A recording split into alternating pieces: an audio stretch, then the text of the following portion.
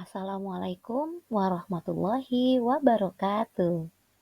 Alhamdulillah, hari ini Allah berikan nikmat sehat untuk kita semua ya nak. Sehingga hari ini kita bisa belajar bersama di kelas ini. Baik, sebelum kita mulai belajar, mari kita buka pelajaran hari ini dengan membaca basmalah. Bismillahirrahmanirrahim. Materi kita hari ini, kita akan belajar tentang memahami pesan dari surah An-Nas. Ada yang tahu surah An-Nas itu artinya apa ya? Ada yang tahu juga surat An-Nas ada berapa ayat ya? Diturunkan di mana ya? Nah, yang belum tahu, hari ini kita akan belajar bersama-sama sehingga nanti jadi tahu deh. Disimak dengan baik ya. Nah, di awal tadi kan Ibu bertanya ya, apa sih arti dari surah An-Nas? Kemudian surah An-Nas terdiri dari berapa ayat? Diturunkan di kota mana sih surah An-Nas? Nah, ini dia jawabannya. Surah An-Nas terdiri dari 6 ayat yang artinya manusia. Surah An-Nas diturunkan di kota Madinah.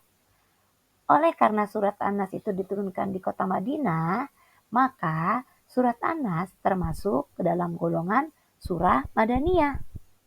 Lantas kenapa sih Bu, kok kita harus mengenal surah An-Nas? Emang ada apa sih dengan surat An-Nas? Nanti akan kita temukan jawabannya. Nah, ini dia jawaban dari pertanyaan tadi. Mengapa kita harus mengenal dan memahami surat An-Nas? Jawabannya adalah karena di dalam surat An-Nas banyak mengandung pesan yang baik untuk kita.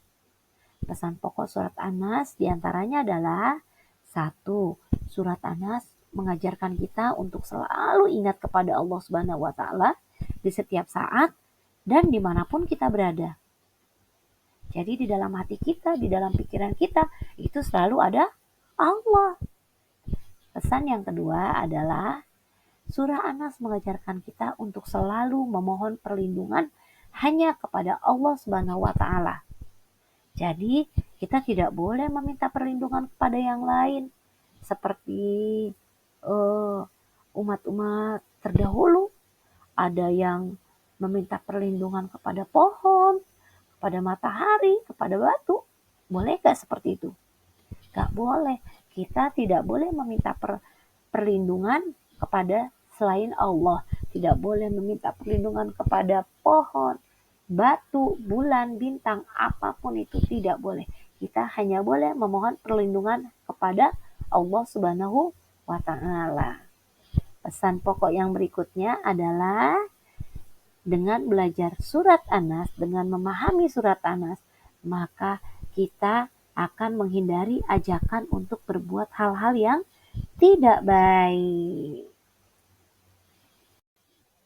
Demikian pembelajaran kita hari ini.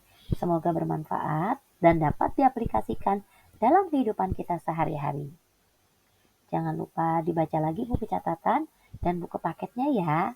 Untuk tugasnya juga jangan lupa dikerjakan. Mari kita tutup pembelajaran kita hari ini dengan membaca hamdalah.